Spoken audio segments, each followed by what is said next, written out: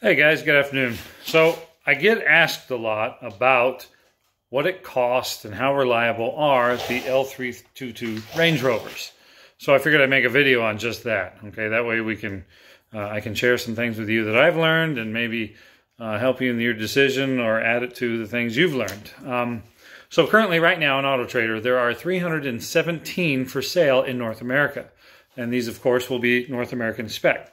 Those are the only vehicles that I'm familiar with, so that's what we'll be referring to. And I'm referring specifically to the 2007 to 2012 L322 Range Rovers in both varieties, the HSE and the supercharged. And then later on they had the luxury package and things like that. So why not the 2006 and earlier? Okay, so if you're going to buy one of these and you want to ping or capitalize on reliability, you're going to want to stick to the 06 and later at minimum. And of course, this is all my opinion. I believe the 05 and earlier ones, you know, the first 3 years of it basically, the BMW trucks, they had a lot of reliability issues. That's when BMW owned Range Rover or Land Rover, and they were basically producing Range Rovers that were similar to what they understand, which is an X5.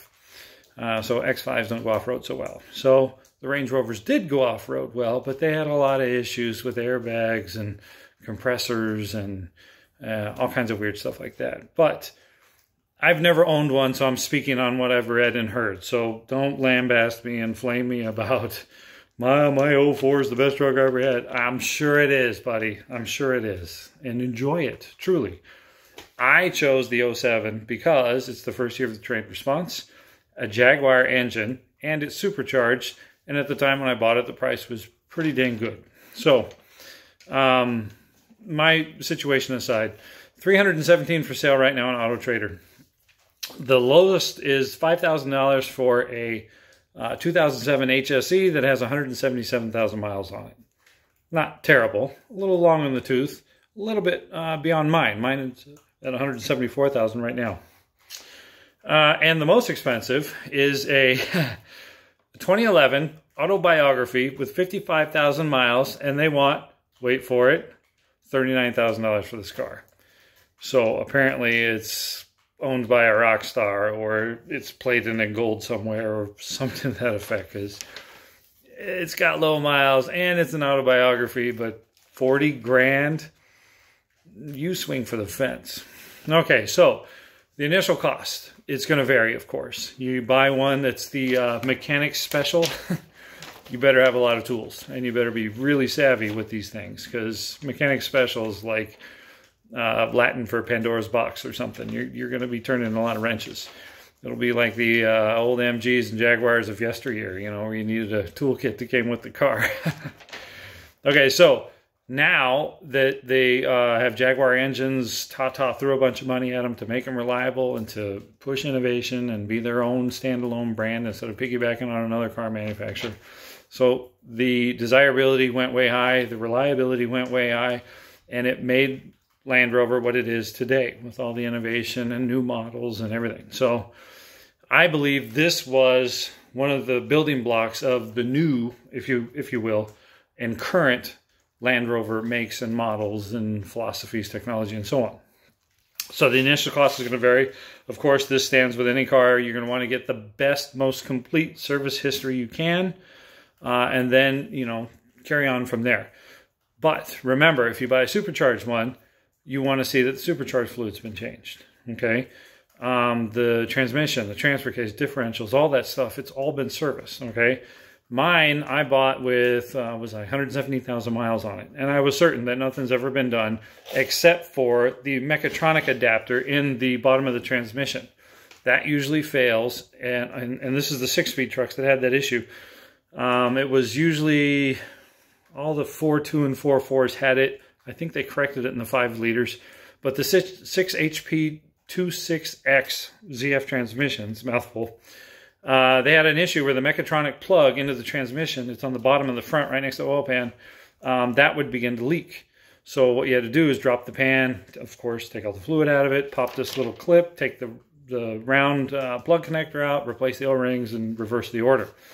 So Land Rover says that you have to you never have to fill this transmission. It's life fill.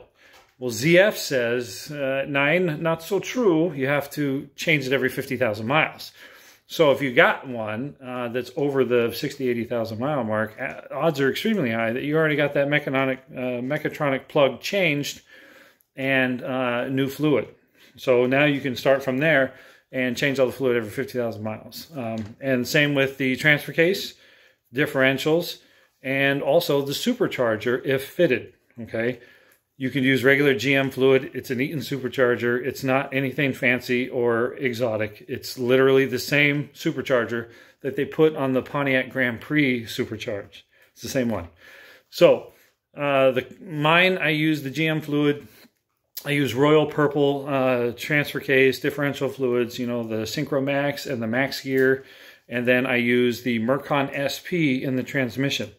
And I've started doing that since I bought it in, 4.5 years ago now, and 117,000 miles. Right now I'm at 174,000 miles, and I've had no issues with that. In fact, I'm on the original coupler in the supercharger.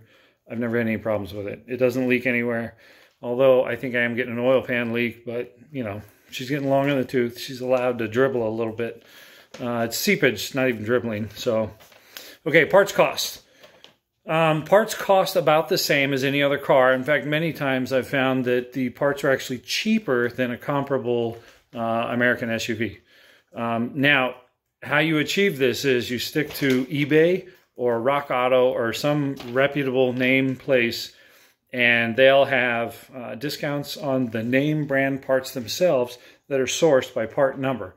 Not necessarily from a dealership, so if you're buying a Delphi airbag, it probably won't say Land Rover on the label somewhere, but it's the same exact thing. All right, so just an example. And eBay, same thing. Search it by part number, and then remember to stick to name brands, Delphi, Lemvoider, things like that for control arms, bushings, suspension bits, and so on. And then you'll save a ton. You really will. And then do the work yourself. That's the other hot part there. And the maintenance, remember what maintenance needs to be done. Now, also remember, Land Rover has maintenance broken down for everything. You're supposed to change out all the coolant hoses at like 100,000 miles or something like that. No, I'm not doing that. The hoses are fine. If they start leaking, I'll replace them. But the hoses are like $1,000 for the set. That's ridiculous. These cars aren't worth that much anymore. If you go to trade this thing in, I was told, because I got a little bit of body rust on my rear quarters, my car's worth about $3 grand to them. It's a bitter pill to swallow, but can you imagine how Land Rover feels? I mean, this car sold originally for $92,000 in 2007, and today it's worth about $3 grand.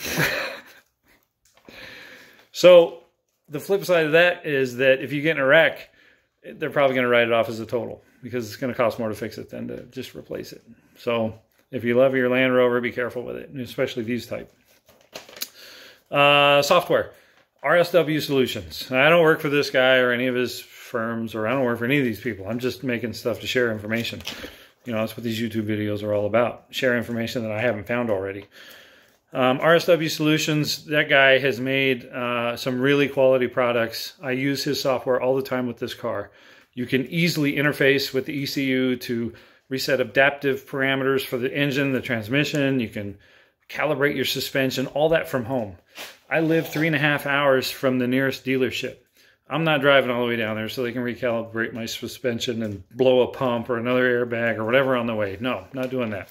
So I just bought the RSW Solutions software, and I did it myself. So I can change a height sensor and then recalibrate the suspension from home. I don't have to go anywhere. When I did the shift solenoids in the transmission with the pickup tubes and that little, what's it called, the Hall gasket or whatever sitting on top of the valve body, I did all that, replaced it all. It was super easy, much easier than you think. Snapped it all back together, connected the mechatronic thing, put the filter / oil pan, you know, back on it, filled it with fluid as pre-described, like Land Rover suggests. And then I was able to use the RSW Solution software to reset the adaptives, and then go out and do the adaptive road test to it, and that put it all in sync, and I never had a problem with it. I got a friend of mine who's a Land Rover Master Tech, and he said I actually got pretty lucky with that, but nonetheless, it's working great. I've never had a problem with that. So, yeah, are these cars reliable? Yes, just as reliable as any other car. They're fun to drive.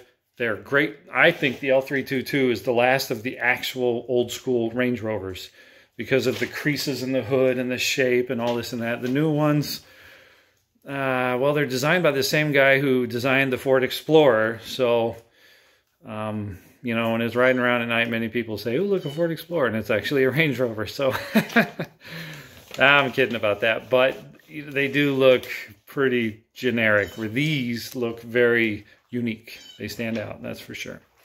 So that's one of the reasons why I really like the L322. The current version is faster, lighter, more technology, and so on, but the L322 will always have a little special place in my heart. I love these things. So that's pretty much it for now. They are a worthwhile endeavor if you should choose to buy one. They're just as reliable as any other car. I haven't had any airbag issues. I'm on the original airbags. I've lifted it, you know, like I covered in another video.